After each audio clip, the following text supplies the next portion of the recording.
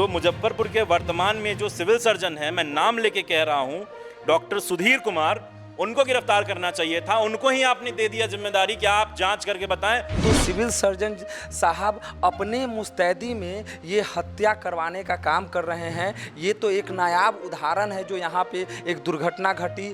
मालूम हुआ है कि साहब वो नक्शा के अनुसार हॉस्पिटल बना ही नहीं है। फिर नगर निगम ने उसमें क्या किया भाई, नक्शा के अनुसार अगर नहीं बना तो। ये सिर्फ एक शहर की बात नहीं है, ये पूरे सिस्टम की बात है, पूरे बिहार की बात है कि यहाँ कागजी काम ज़्यादा करते हैं लोग और इसका खामियाजा बाद में आम जनता को भुगतना पड़ता है। आज जो है से प्रशासन के लोग जब इतनी बड़ी घटना घटी है तो जांच के लिए जा रहे हैं। अगर आपका नहीं आना जो है वो कई तरीके के सवालों को जन्म दे देगा और फिर उन तमाम सवालों का जवाब आपको देना होगा। उन सवालों से आप बच नहीं सकते हैं। नमस्कार, आप देख रहे हैं फर्स्ट लुक बिहार और मैं हूं निशा श्री। और मुजफ्फरपुर के प्रसाद हॉस्पिटल में आईसीयू वार्ड में जो अग्निकांड हुआ उसके बाद कई तरह के सवाल जो है वो उठ रहे हैं, ना केवल बिल्डिंग बायोलॉजी के ऊपर बल्कि अलग अलग तरह के विभाग, वो चाहे अग्निशमन विभाग हो, प्रशासन हो या फिर जो भी इन सारी चीज़ों की निगरानी रखती है, उन सब पर सवालिया निशान उठा रहे हैं। वो चाहे सिविल सर्जन ही क्यों ना हो, उसके अलावा भी हर एक की ये जो अग्निकांड है वो ऐसा लग रहा है कि हर एक विभाग के काले चिट्ठे को जो है वो खोलता जा रहा है, सबकी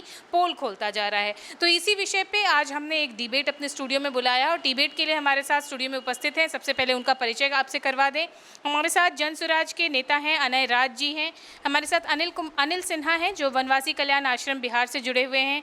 अमिताभ जी हैं भाजपा के वरिष्ठ नेता। हमारे साथ हैं आनंद कौशल जी जो कि यूथ कांग्रेस के नेता हैं और साथ में हमारे वरिष्ठ पत्रकार रविंद्र कुमार सिंह जी।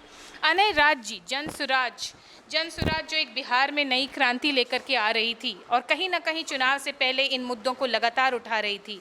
इस तरह की घटनाएं जब हुई और उसके बाद जिस तरह से आज उसके ऊपर पत्र आया है, निलंबन, सस्पेंड, इन सारे मामलों को लेकर क्या कहें? देखिए, ये तो कार्रवाई है। घटना के बाद सब सरकार अपना खाना पूर्ति करती है, लेकिन ये कार्रवाई मतलब ये सरकार कार्रवाई करके अपना पीठ नहीं थपथपा सकती है।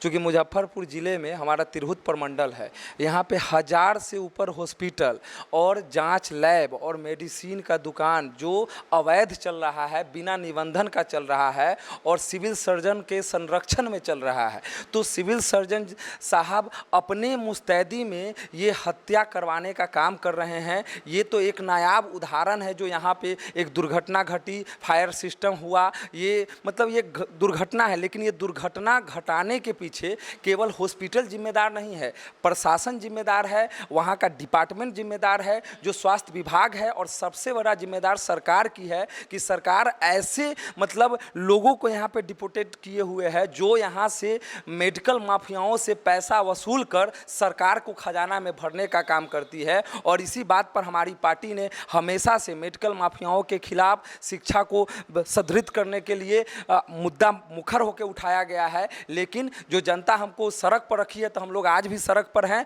कल भी हमारी टीम पूरा प्रसाद हॉस्पिटल में हम लोग 7 मरीज को, कल इतनी बड़ी घटना के बाद भी प्रसाद हॉस्पिटल में 7 मरीज बंधक बने हुए थे और उनसे 10,000 5,000 रुपया का डिमांड किया जा रहा था, जबकि इलाज करने वाला वहाँ डॉक्टर नदारत थी। हम लोगों के हस्तक्षेप पर, डीएम साहब के पहल पर तब 7 मरीज कल रिलीज हुआ है। तो ये दर्शाता है कि अमानवीय होकर यहाँ के डॉक्टर काम कर रहे हैं। जिस डॉक्टर को भगवान के रूप में देखा जाता है, वो डॉक्टर जब हैवान बन जाएगा तो सिस्टम कैसे चलेगा? और हैवान बनने पर यहाँ का सरकार और शासन प्रशासन के संरक्षण में ये डॉक्टर इस तरह से गलत काम कर रहे हैं। अनिल सिन्हा जी, आपके पास आते हैं और जिस तरह से अभी पूरी तरह से सरकार के ऊपर, प्रशासन के ऊपर ये आक्रामक हैं अनय जी, और आपने भी देखा कि जिस तरह से सस्पेंशन का जो लेटर आया है उसमें एक जगह रद्द है, ब्रैकेट में लिखा हुआ है निलंबन। आखिर ये पर्यायवाची कब से बनने लगा, क्या कहें? सबसे पहले तो मैं इस घटना में जो मृत हुए हैं उनके प्रति हमारी गहरी संवेदना है। भगवान उनकी आत्मा को शांति दे। ये घटना जो हुई है ये इतनी दुखद घटना है जिसके बारे में कहना मतलब कहना क्या है कि ये तिकड़ी है। एक हॉस्पिटल, प्रशासन और अन्य और राजनेताओं की एक तिकड़ी का ये परिणाम है कि इस तरह की घटनाएं हो रही है। प्रशासन में ऊपर से नीचे तक भ्रष्टाचार है। भ्रष्टाचार आज फायर सेफ्टी वाले खोज रहे हैं कि ये नहीं था, वो नहीं था, ये नहीं था। तो पहले जब फायर सेफ्टी वालों ने अगर एनओसी दिया होगा तो क्या देखा? उस ऑडिट में, कुछ नहीं देखा। इसका मतलब पैसा लेकर के उसको पास कर दिया। यहाँ के सिविल सर्जन या स्वास्थ्य विभाग ने उसको एनओसी दिया हुआ है, उसने भी कुछ नहीं देखा। नगर मालूम हुआ है कि साहब वो नक्शा के अनुसार हॉस्पिटल बना ही नहीं है। फिर नगर निगम ने उसमें क्या किया, भाई नक्शा के अनुसार अगर नहीं बना तो हर स्टेप पर भ्रष्टाचार है। और इस भ्रष्टाचार की बलिभेदी पर आज 7 आदमी वो चले गए। तो सबसे बड़ी चीज़ है कि इस सिस्टम को कैसे सुधारा जाए। और अब एक यहाँ के मुख्यमंत्री ने, पूर्व मुख्यमंत्री ने उसका उद्घाटन किया था। उस समय कोई भी राजनेता अगर कहीं जाता है तो उसको पता करना चाहिए कि साहब हम किस हैसियत, मतलब कहाँ जा रहे हैं, उसकी क्या हैसियत है, उसका क्या वहाँ का मतलब स्टैंडिंग है, उसको सारा पेपर वगैरह उसका ठीक है नहीं। आए अपना उद्घाटन करके गए। और आज तो केवल प्रसाद हॉस्पिटल में हुआ है, ऐसा नहीं है केवल प्रसाद हॉस्पिटल में ही गड़बड़ी है। मुजफ्फरपुर के 99% हॉस्पिटल्स की यही स्थिति है, क्योंकि और जगह कोई घटना नहीं हो रही है इसलिए। नहीं तो अगर फायर ऑडिट उसका हो, अदर ऑडिट हो, तो फिर सब में वही पता चलेगा। जहाँ तक निलंबन का मामला है तो निलंबन और रद्द 2 शब्द दे दिया गया है कि भविष्य में मामले को लीपापोती, हाँ, मैनिपुलेट करने का, लीपापोती करने का एक गुंजाइश बना रहे। तो ये 2 शब्द दोनों एक दूसरे का कंट्रोवर्शियल शब्द है, दोनों को दे दिया गया है। तो बढ़ते हैं भाजपा नेता अमिताभ जी के पास और आपसे कि जैसे जो मृतकों की दर है वो अब 7 नंबर तक पहुंच गई है। और ये केवल एक दर नहीं है, परिवार, कई सारे परिवार जो हैं इनसे जुड़े हुए हैं। केवल मुआवजा दे देना क्या लगता है आपको कि हो गया, सारी लीपापोती हो गई? क्योंकि एक विभाग की पोल खोल रहा है ये अग्निकांड। सर्वप्रथम आपके चैनल के दर्शकों को मेरा नमस्कार। और सबसे पहले मैं जो भी मृत हैं उनके प्रति अपनी संवेदना प्रकट करता हूं, साथ ही जो घायल हैं उनके शीघ्र स्वस्थ होने की कामना करता हूं। देखिए, मुआवजा देना एक तात्कालिक राहत होती है, चूँकि किसी न किसी दुर्घटना में सरकार का अपना एक मानक है, बना हुआ है कि मुआवजा देना चाहिए। किसी भी प्रकार के मुआवजा से या कोई मंत्री, सांसद, विधायक या हमारे जैसे अन्य कार्यकर्ता, नेता किसी को विज़िट करें, इससे किसी का दर्द घटता नहीं है। चूँकि दुख से सभी लोग ऐसी दुर्घटनाओं से गुजरते हैं तो सभी ऐसा महसूस करते होंगे। सारे जांच विभाग की पोल तो नहीं, मैं बता रहा हूँ, मैं आपके पिछले डिबेट में मैं बताया था कि सारी चीज़ें कागजी हैं। और चूँकि मैं सत्ता पक्ष का हूँ, इसलिए मैं उस दिन भी बोला था कि मैं पूरे होशो हवास में ये बोलता हूँ कि जैसे फायर डिपार्टमेंट है, अभी फायर फाइटर्स जो अच्छा काम किए उनकी प्रशंसा हो रही है, वो एक अलग विषय है। लेकिन यहाँ पे मैं भी देख रहा हूँ, चूँकि बहुत सारे नर्सिंग होम हो या किसी भी प्रकार का ऑफिस हो, फायर से एनओसी लेना पड़ता है। वो एनओसी एक फॉर्मेलिटी होती है, उसमें करते कुछ नहीं है, एक विज़िट करते हैं और एक फ़ीस उन लोगों की बंधी है उसको वसूल करते हैं, उसके बाद बैठ जाते हैं। उसके बाद उस ऑफिस में, उस नर्सिंग होम में, उस हॉस्पिटल में, उस होटल में फायर एक्सटिंग्विशर लगा कि नहीं लगा, कोई नहीं देखता है। स्मोक डिटेक्टर लगा कि नहीं लगा, हाँ, उसको कोई नहीं देखता है। फायर अलार्म सिस्टम इंस्टॉल्ड है नहीं है, उसको कोई नहीं देखता है। ये एक कागजी काम होता है, खाना पूरी होती है, जिसको मैं अब, चूँकि उस दिन मैं आपकी डिबेट में बोला हूँ, इसको मैं गंभीरता से सरकार के समक्ष अपने स्तर पे उठाने जा रहा हूँ और यहाँ के जिला प्रशासन से भी मांग करता हूँ। चूँकि ये सिर्फ एक शहर की बात नहीं है, ये पूरे सिस्टम की बात है, पूरे बिहार की बात है कि यहाँ कागजी काम ज़्यादा करते हैं लोग और इसका खामियाजा बाद में आम जनता को भुगतना पड़ता है। इसलिए इन चीज़ों को देखने की ज़रूरत है निश्चित रूप से। और मैं उस दिन भी बोला तो अच्छा, ये तो हो गया जिस समय आप एनओसी देते हैं, उसके बाद साल दर साल बीत जाता है, उसके बाद कोई मुकम्मल उस पर कोई काम नहीं होता है, कोई देखने नहीं जाता है, प्रॉपर ट्रेनिंग नहीं देने जाता है, कोई मॉक ड्रिल नहीं होती है, कुछ भी नहीं होता है। तो ये निश्चित रूप से ये, हाँ, बाद में भी कागजी काम ही होता है। कागज़ पे आप देखेंगे आपको हर चीज़ अपडेटेड मिलेगा, लेकिन हकीकत में ऐसा नहीं होता है। इसलिए इस ऐसे मेरे हिसाब से सबसे पहला काम है कि इस जो डिपार्टमेंट के जो ऑफिसर हैं उनको दंडित करना चाहिए। आपने क्या किया है, अस्पताल को, ठीक है अस्पताल प्रशासन की भी यही जिम्मेदारी है। आपके यहाँ लोग जीवन बचाने आते हैं, तो इतना महत्वपूर्ण ज़िंदगी को ठीक करना आपका काम है, लेकिन उसी आईसीयू में लोग मर रहे हैं। तो ये प्रबंधन को भी देखना है कि हमारे यहाँ हर फ्लोर पे या कम से कम हॉस्पिटल में एक व्यक्ति है कि नहीं है जो फायर एक्सटिंग्विशर को चलाना जानता है कि नहीं जानता है, और हमारे यहाँ हर चीज़ इंस्टॉल्ड है कि नहीं है। ये बोल के बच जाना, कट जाने से समस्या का समाधान नहीं होगा। अभी 7 मरे हैं, कल 70 मरेंगे। और मैं पिछले ही डिबेट में बोला था कि ये एक आपदा है। अगर आज की डेट में भूकंप आ जाए तो हज़ारों लोग मरेंगे। तो क्यों मरेंगे? इसलिए बिल्डिंग बायलॉज को फॉलो नहीं किया जाता है, सीधी सी बात। आनंद कौशल जी, आपने भी पूरी जानकारी तो देखी ही होगी, सोशल मीडिया में लगातार 2 दिनों से यही चल रहा है। क्या प्रतिक्रिया है आपकी? और उसके बाद जब आपने आज सिविल सर्जन की तरफ से जो सस्पेंशन का लेटर देखा, जिसमें कि रद्द और निलंबन दोनों शब्द किस तरह से मेंशन है, फर्स्ट लुक बिहार ने इसको दिखाया भी है, क्या प्रतिक्रिया आती है कांग्रेस के युवा नेता के नज़रिए से? पहले तो जो मृतात्मा है उनकी आत्मा की शांति के लिए हम प्रार्थना करते हैं। 13 साल पहले लगभग इस अस्पताल का उद्घाटन किया गया था। तत्कालीन जो मुख्यमंत्री थे उनके द्वारा, जीतन राम मांझी। कुछ लोग कह रहे थे कि अगर उद्घाटन करने आ रहे हैं सीएम और प्राइवेट हॉस्पिटल का, तो वो चेक करते हैं कि नहीं करते हैं। प्राइवेट हॉस्पिटल का उद्घाटन करने अगर चीफ मिनिस्टर जीतन राम मांझी आ रहे हैं तो उनकी जिम्मेदारी भी तो होनी चाहिए। खैर, किससे उम्मीद कर रहे हैं? दिल्ली में जब हमारे एक पुलिस वाले के द्वारा हमारे बिहार के एक व्यक्ति की हत्या कर दी गई थी, उस समय उन्होंने कह दिया कि मर गया तो मर गया, क्या हुआ? तो खैर उनसे तो उम्मीद ही नहीं करना है। दूसरी चीज़ कि आपने कहा कि सिविल सर्जन ने रद्द किया है। मैं कह रहा हूं कि सिविल सर्जन पद पे क्यों है? सिविल सर्जन गिरफ्तार क्यों नहीं हुआ? सिविल सर्जन का नाम पता नहीं क्या है, मुझे नहीं पता। Civil surgeon doctor Sudhir Kumar शायद उनका नाम है। वो अभी तक बाहर क्यों घूम रहे हैं? उनको जेल में होना चाहिए था, वो गिरफ्तार होने चाहिए थे। एफआईआर में मालिक का नाम नहीं है प्रसाद हॉस्पिटल के।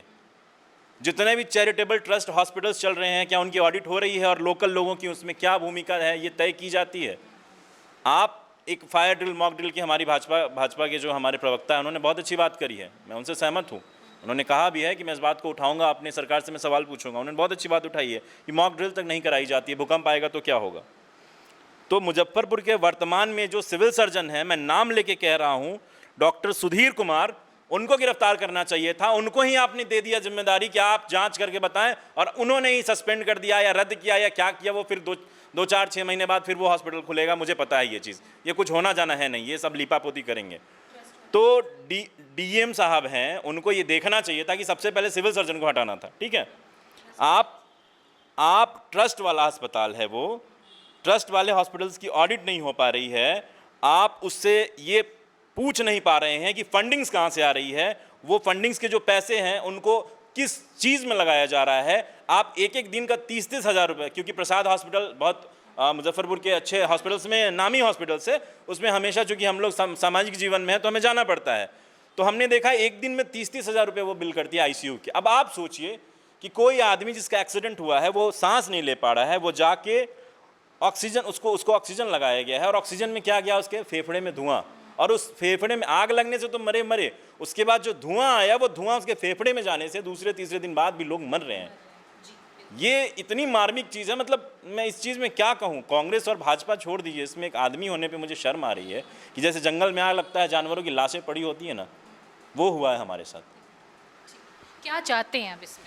वही सिविल सर्जन को गिरफ्तार करना है। अभी सिविल सर्जन को गिरफ्तार करके जेल भेजा जाए। उसके बाद जितने हॉस्पिटल्स हैं, जितने बड़ी बिल्डिंग्स हैं, होटल्स हैं, आप ये जो फायर सेफ्टी के ऑफिशियल्स हैं, ये जाते हैं, छोटे छोटे जो आप खोमचे वाले ठेले वाले हैं, उनसे 4,000-5,000 रुपये वसूलते हैं आपके उस लाइसेंस के नाम पे कि नहीं फायर सेफ्टी का लाइसेंस है कि नहीं है। तो मैं ये चाह रहा हूँ कि स्वास्थ्य मंत्रालय, अब मुख्यमंत्री तुरंत बने, मैं उनका इस्तीफा मांग नहीं सकता हूँ। आप मैं एक और चीज़ कह रहा हूँ, इस शहर का जो सांसद है वो कहीं और से आके यहाँ सांसद बना है, और वो डॉक्टर है, और वो अभी तक शहर में नहीं आया है। मैं किस किस से शिकायत करूं? किससे कहेंगे लोग कि कांग्रेस का प्रवक्ता बहुत बोलता है, मैं किस किस से शिकायत करूं? आप डॉक्टर हैं, आप प्रॉपर डॉक्टर हैं, ऐसा झोला छाप संबित पात्रा वाले डॉक्टर नहीं हैं आप, प्रॉपर डॉक्टर है। आपका हॉस्पिटल था, आपको लोगों ने चुना, प्यार दिया, आपको सांसद बनाया, आप मंत्री हैं, और आप अभी तक आए नहीं है 3 दिन में। कौन सी ऐसी मीटिंग है, कौन सा ऐसा सत्र चल रहा है भाई? क्या सेटिंग चल रही है आपकी कि आप यहाँ आ नहीं पाए? पूर्णिया से सांसद पप्पू यादव यहाँ पहुँच जाता है। तो मैं ये कह रहा हूँ कि आप सिविल सर्जन को तो तुरंत एकदम तुरंत गिरफ्तार करें। और दूसरा है कि फायर सेफ्टी के जिन जिन ऑफिसर्स के हस्ताक्षर, भले ही वो रिटायर कर गए हों, भले ही वो जिंदा होने चाहिए, मर गए होंगे तो मुझे नहीं पता, लेकिन अगर जीवित हैं तो रिटायरमेंट के बाद भी उनको पकड़ के लाया जाना चाहिए, उनको जेल भेजा जाना चाहिए, तभी उनको इंसाफ मिलेगा। बढ़ते हैं वरिष्ठ पत्रकार रविंद्र कुमार सिंह की तरफ और उनसे जानते हैं कि ये जो पूरी प्रतिक्रिया अभी आपने सुनी और आप भी लगातार इस खबर को देख रहे हैं, आप खुद भी ग्राउंड पर गए थे, वहाँ की रियलिटी आपने देखी, और उसके बाद जिस तरह से जो है कार्रवाई की जा रही, क्या संतुष्ट है इससे? देखिए, बहुत दर्द विदारक घटना है। इसमें अब तक 7 लोगों की मौत की बात सामने आई है, और भी जो लोग मरीज इधर उधर भटक के इलाज करा रहे हैं उसमें से भी कई जाने जा सकती है, इसे इनकार नहीं किया जा सकता जो स्थिति मरीजों की थी। अब सवाल यह है जो वहाँ तो घटना घट गई, आगे घटना नहीं घटे इसके लेकर के प्रशासन को गंभीर होना चाहिए, स्वास्थ्य विभाग को गंभीर होना चाहिए, न कि खाना पूर्ति करके इतिश्री करके किसी तरह से इस मुद्दा से निपट जाए और फिर बाद में वही हाल हो। अब जैसे आपने देखा कि किसी भी कोई भी अस्पताल है जो मानक को पूरा नहीं कर रहा है, तो ठीक है, सब अस्पताल को तोड़ नहीं दिया जा सकता है, वहाँ मरीजों का इलाज हो रहा है तो मानक को पूरा करे, इसके लिए कार्रवाई हो। अगर जो नहीं पूरा करता है तब तक उसमें इलाज बंद करा दिया जाए। आप मेडिकल में सरकारी अस्पतालों में व्यवस्था करें तत्काल, जब तक ये अस्पताल सब सुदृढ़ नहीं होता है, या कि खाना पूर्ति नहीं करे, और एक भी अस्पताल जो मानक को पूरा नहीं करता है उस पर निश्चित रूप से उसकी जांच हो निष्पक्षता से और कार्रवाई हो। जहाँ तक अभी कांग्रेस के साथी सिविल सर्जन महोदय की बात उठाएं तो सिविल सर्जन को गिरफ्तार करना चाहिए, जेल भेजना चाहिए, बर्खास्त करना चाहिए, तो ये तो ठीक है, मुद्दा है, लेकिन क्या सिविल सर्जन का दायित्व तो नहीं बनता है कि अस्पताल में लगातार वो अस्पतालों का निरीक्षण करे, जो किस मानक को मानता है किस मानक को नहीं मानता है तो उस पर कार्रवाई करे। यहाँ पर हजारों अस्पताल है जो गैर मानक के चल रहे हैं। आज जैसे प्रशासन के लोग जब इतनी बड़ी घटना घटी है तो जांच के लिए जा रहे हैं, लेकिन मुझे उस पर भी शंका है कि उसकी भी जांच सही से नहीं और कुछ दिन के बाद फिर जिस की तस स्थिति में वो चलता रहे, ऐसा नहीं होना चाहिए। उसमें निष्पक्ष रूप से जांच हो और जो दोषी हो उस पर कार्रवाई हो और अस्पतालों की व्यवस्था में सुधार हो। अब आगे अस्पताल के अलावे आप चाहिए, यहाँ होटल है, कोई भी होटल भी फायर सेफ्टी के मानक को पूरा नहीं करता है, तो क्या उस पर जांच प्रशासन के लोग जांच करेंगे, उस पर कार्रवाई होगी? तो यह भी एक गंभीर सवाल है, इस पर प्रशासन को सजग होना चाहिए, सरकार को सजग होना चाहिए और उस ओर भी कार्रवाई जैसे करनी चाहिए। कोई भी बिल्डिंग बायलॉज के मानक को और फायर सेफ्टी के मानक को पूरा नहीं कर रहा है, इस स्थिति में और भी बड़े हादसा होने की संभावना है। अगर मान लीजिए अभी भूकंप आ जाए तो उस स्थिति में क्या उस अस्पताल में जो भर्ती हैं, उस होटल में जो लोग टिके हुए हैं, उसमें से किसी की जान बच पाएगी? मुश्किल है। इसलिए सरकार और प्रशासन की भी बहुत बड़ी जिम्मेवारी है, इस मानक को पूरा जो नहीं कर रहा है उसके लाइसेंस को रद्द करे, उसे बंद करवा दिया जाए। माले के नेता हैं सूरज जी, और आपने भी अपनी प्रतिक्रिया दी थी कि किस तरह से हॉस्पिटल की जो है वो हालत बनी हुई है, लेकिन कमोबेश अगर हम देखें तो शहर के जितने भी होटल हैं, संस्थान हैं, रेस्टोरेंट्स हैं, सब में लगभग इस तरह की अनदेखी हो रही है, क्या कहेंगे? देखिए, सबसे पहले तो यह है कि इतनी बड़ी त्रासदी हो गई और बिहार की सरकार जो है इस पूरे मामले पर जो है बिल्कुल भी जो है गंभीर नहीं दिखती है। आज घटना के 3 दिन हो गए और घटना के 3 दिन होने के बावजूद भी यहाँ पे इस घटना को लेकर कम से कम स्वास्थ्य मंत्री को निश्चित ही मुजफ्फरपुर का दौरा करना चाहिए था। वो आते, थोड़ा सा लोगों के बीच जो है जाते तो लोगों को थोड़ी सी और भी जो है ना उनको राहत मिलता, लेकिन खैर वो नहीं आए। तो इससे सरकार की एक संवेदनशीलता के बारे में पता चलता है। दूसरी बात यह है कि देखिए, इस पूरे घटनाक्रम के बाद जो है जिस तरीके से चीज़ें चल रही हैं ना, वो लग रहा है कि अब सारा कुछ जो है ना वो मैनेज होने के कगार पर है। सबसे पहला सवाल है, जब मौत हुई तो आप फायर ब्रिगेड के जो अनुमंडल पदाधिकारी पर के इस पर जो आप FIR कर रहे हैं, प्रशासन ने क्यों नहीं FIR किया? आपने क्यों नहीं FIR किया? और FIR में आपने क्या किया? FIR आप FIR किया, 3 आदमी गया और उसको बेल भी मिल गया, निकल गए। किस तरीके का FIR ये था? मतलब कौन सा, मतलब आप क्या करना चाहते हैं? और इस पूरे मामले पर जान जाइए कि पूरे मामले पर सरकार का पूरा जो सिस्टम है ना, पूरा सिस्टम फेल है। पूरा सिस्टम फेल है। वो सही बात कह रहे थे कि अगर गिरफ्तारी शुरू अगर होगी तो सिर्फ हॉस्पिटल के प्रबंधक से नहीं, हॉस्पिटल के प्रबंधक तो गिरफ्तार होंगे ही पहले नज़र में, इसके साथ साथ सिविल सर्जन जेल जाएंगे, उसके साथ साथ नगर निगम का आयुक्त जेल जाएगा। बात आ रहा है कि नगर निगम ने वो बिल्डिंग पास किया कि नहीं किया, वो कागज नहीं मिल रहा है। अब बताइए, अब कागज नहीं मिल रहा है, बिल्डिंग कैसे बन गया, कैसे बिल्डिंग बन गया? और बिल्डिंग जब बन गया तो फिर ये सिविल सर्जन क्या कर रहे थे?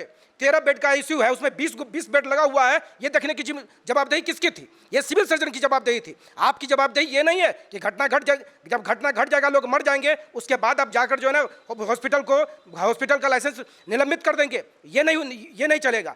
जिम्मेवारी आप पर भी तय होगी, जिम्मेवार आप भी हैं बराबर। और हम लोग जो यहाँ पर बैठकर डिबेट कर रहे हैं, जो लोग मर गए उनसे ज़्यादा जो है हम लोग इस बात को लेकर गंभीर हैं कि पूरा शहर जो इस तरीके से हॉस्पिटलों और होटलों से जो भरा पड़ा हुआ है, उन तमाम जगहों पर आपके किसी भी चीज़ का कोई जो है कि मानक पूरा नहीं हो रहा है। फिर कोई घटना घटेगी, फिर आप इसी तरीके की कोई इंक्वायरी कमेटी बनाइएगा। उस इंक्वायरी कमेटी का क्या हुआ? 3 लोगों का क्या रिपोर्ट आया? जिसमें एडीएम आपदा के नेतृत्व में बनाया गया, उसका क्या रिपोर्ट है? ये सारा जो है कि लग रहा है कि पूरा ये खेल चल रहा है, और इस पूरे खेल के जरिए ये लोग इस पूरे कहानी को दबा देना चाहते हैं। और मेन जो इसके अभियुक्त हैं, उन तमाम अभियुक्तों को बचा लिया जाएगा, क्योंकि जिस तरीके से प्रशासन मुकदमे को प्लान कर रहा है ना, ये मुकदमा ही इसी तरीके से प्लान हो रहा है कि उसमें सबको बचने की जो है का रास्ता मिल जाएगा। आपने कहा कि स्वास्थ्य मंत्री अभी तक विजिट नहीं किए हैं। अगर देखा जाए तो जितने भी मंत्री या जितने भी अधिकारी हैं, वो अभी तक किसी भी मृतक परिवार से मिलने के लिए नहीं गए। इस पर क्या कहें? नहीं, मैंने स्वास्थ्य मंत्री को इसलिए कहा, उसमें तो मान लिया कि हमाम में सारे लोग नंगे हैं। स्वास्थ्य मंत्री की बात हमने इसलिए उठाई कि वो पूर्व चीफ मिनिस्टर नीतीश कुमार जी के पुत्र हैं, और पूर्व चीफ मिनिस्टर नीतीश कुमार को जाना जाता है कि बहुत संवेदनशील जो कि आदमी थे, उनके पुत्र हैं, और वो स्वास्थ्य मंत्री भी हैं। तो उनकी एक प्राइम ये जिम्मेवारी थी कि वो यहाँ पर आते, वहाँ पर मृतकों से मिलते, और अपने जो भी इसमें जिम्मेवार लोग हैं उन तमाम लोगों पर जिम्मेवारी तय करते हुए वो एक एक्शन बनाते। लोगों को लगता है कि नहीं, सरकार कुछ काम कर रही है, लेकिन उनका नहीं आना ये बहुत बड़ा सवाल खड़ा करता है कि भाई आप किनको बचाना चाह रहे हैं।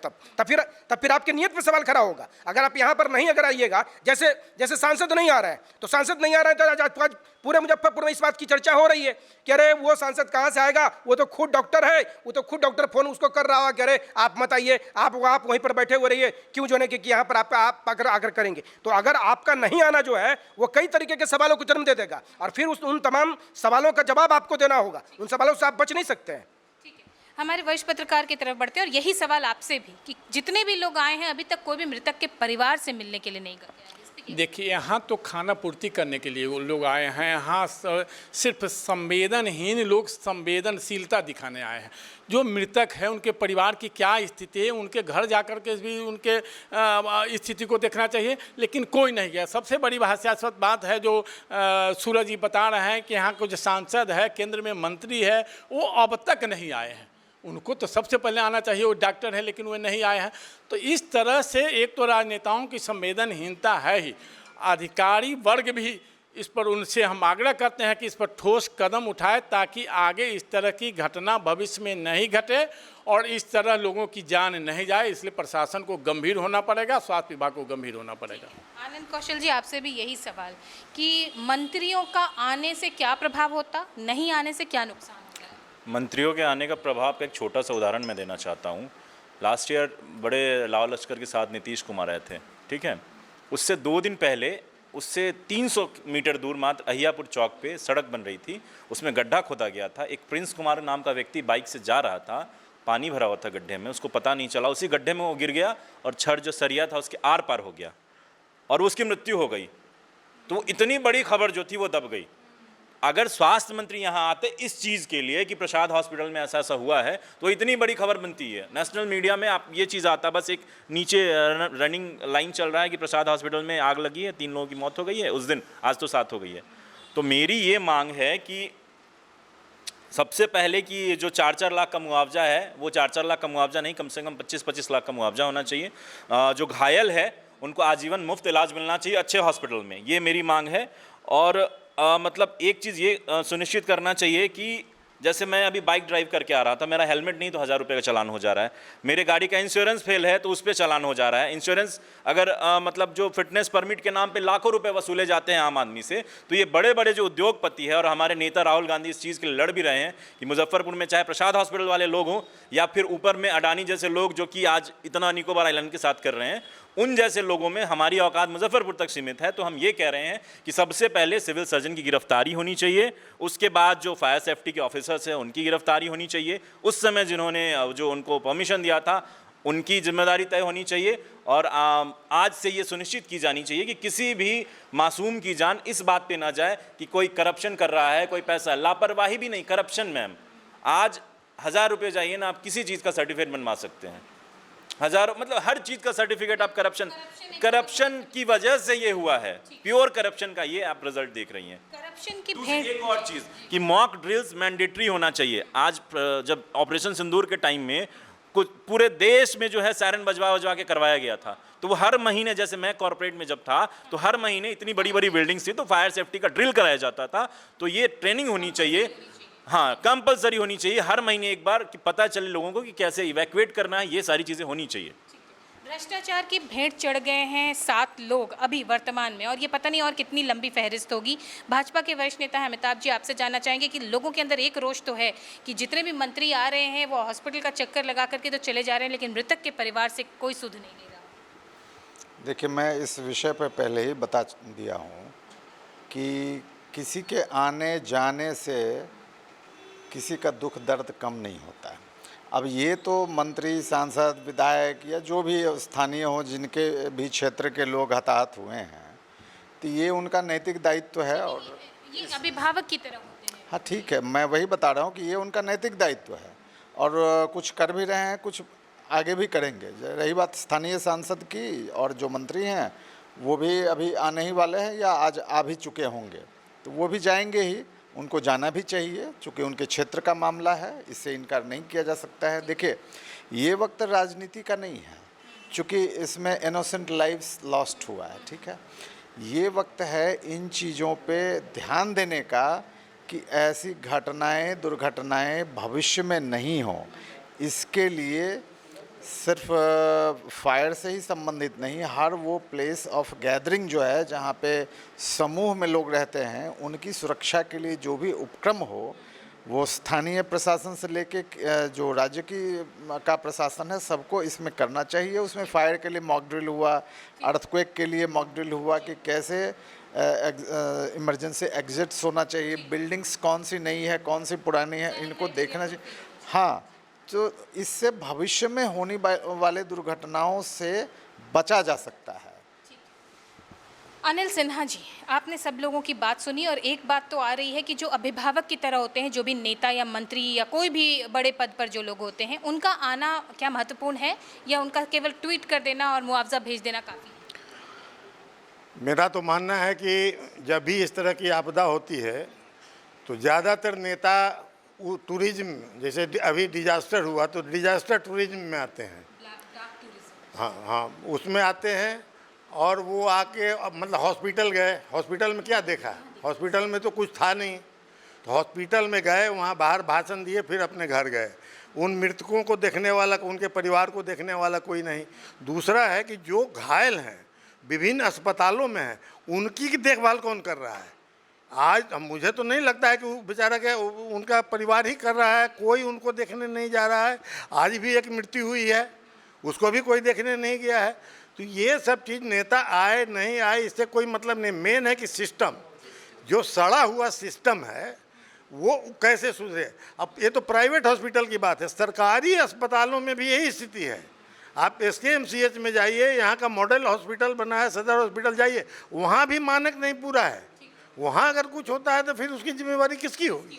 मेन है कि उन परिवारों को जो मृतक हुए हैं उनको कैसे सांत्वना दिया जाए, जो घायल हैं वो कैसे ठीक हों, और आगे कोई इस तरह की घटना हो नहीं हो, इसके रोकने का क्या उपाय हो, इसको सुनिश्चित किया जाए, बस।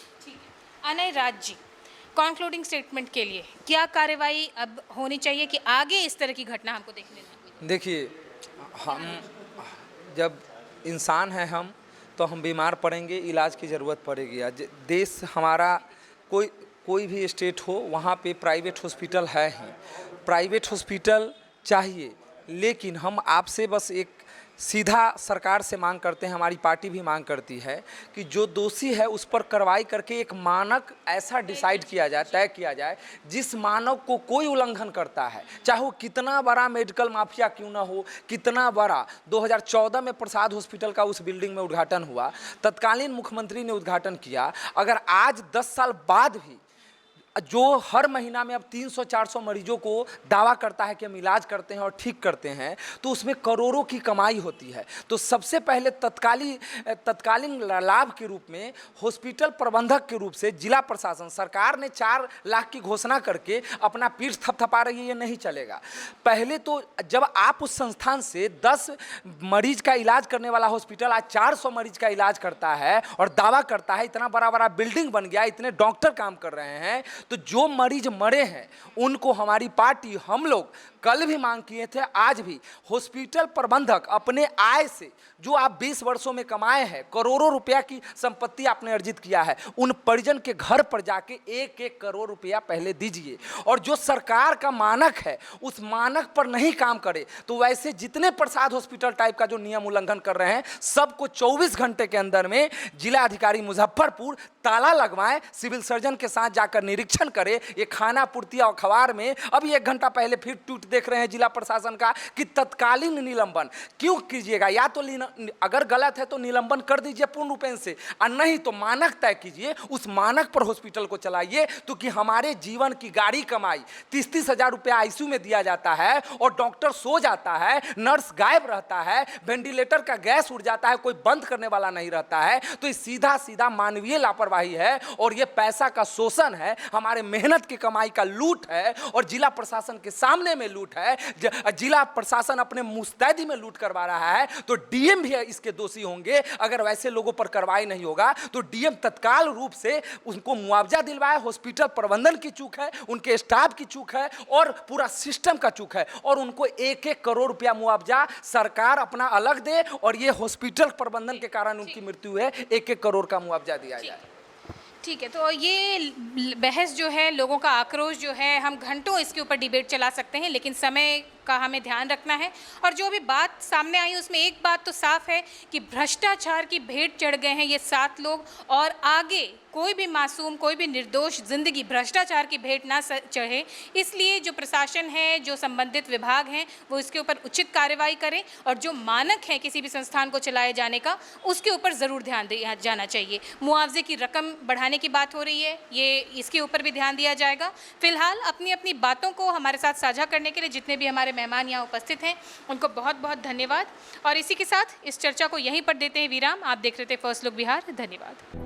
डी फार्मा स्टूडेंट्स, अब हो जाइए तैयार। आपके लिए है बहुत अच्छी खबर कि अब केवल डी फार्मा स्टूडेंट्स को ही मिलेगी फार्मासिस्ट की जॉब। तो ये कोर्स करने के लिए आपके पास है 2 choices. DPS group of institutions के किसी भी कॉलेज में एडमिशन लेकर के आप घर बैठे कर सकते हैं ऑफलाइन कोर्स, या फिर आप कर सकते हैं ऑनलाइन क्लासेस। और उससे भी अच्छी बात ये है कि डीपीएस ग्रुप के कॉलेजेस जो कि हैं इन 5 शहरों में, रांची, दुमका, देवघर, मुजफ्फरपुर और सीतामढ़ी, इन 5 शहरों के किसी भी कॉलेज में एडमिशन लेकर आप किसी और शहर में बैठ करके ये कोर्स कर सकते हैं। आपको कॉलेज के नाम और डिटेल्स मिल जाएंगे वीडियो स्क्रीन पर, और बाकी किसी जानकारी के लिए दिए गए नंबर पर कॉल करें। तो मुझे कमेंट सेक्शन में बताना ना भूलें कि आखिर आप किस शहर में एडमिशन ले रहे हैं।